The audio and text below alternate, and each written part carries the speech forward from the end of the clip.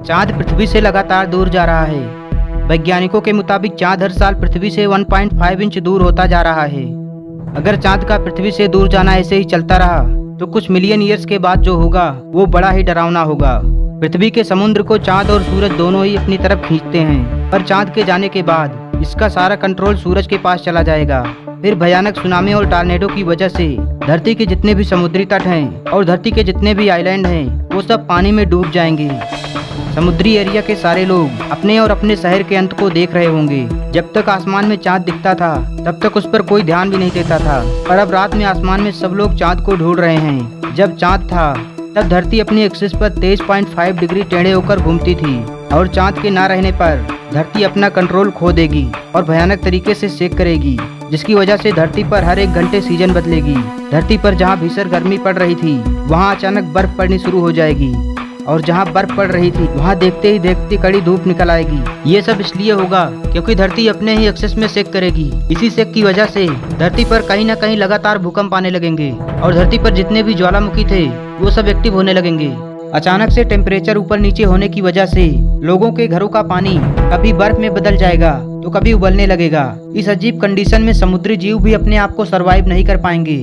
इस कंडीशन में किसान कोई फसल भी नहीं उगा सकता। फिर तो खाना सिर्फ साइंस की लेबोरेटरी में उगाया जा सकता है, जहां साइंटिस्ट टेक्नोलॉजी के जरिए आर्टिफिशियल मौसम बनाकर एग्रीकल्चर करेंगे। इसलिए खाने की प्राइस कई गुना बढ़ जाएगी।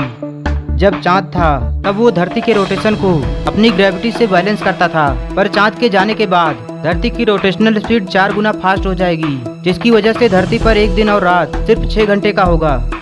धरती के सभी घड़ियों का कोई मतलब न रह जाने पर साइंटिस्ट एक नई टाइम सिस्टम बनाएंगे जिसमें एक महीना सिर्फ 7 दिनों का होगा। इस घटना से सभी इंसान खत्म तो नहीं हो जाएंगे, क्योंकि इंसान जीने का अलग अलग तरीका निकाल लेंगे, पर उनकी पूरी दुनिया बदल जाएगी। तब इंसान उन दिनों को याद करेंगे जब इतने अच्छे सिस्टम में एक खूबसूरत मौसम हुआ करता था, लेकिन तब तक वो खूबसूरत दिन एक इतिहास बन चुका होगा। पर हमें अभी डरने की जरूरत नहीं है दोस्त, ये सब लाखों करोड़ों साल बाद होगा। पर ये तो तय है कि चांद जैसे जैसे दूर होता जाएगा वैसे वैसे धरती पर दिन छोटा होता जाएगा।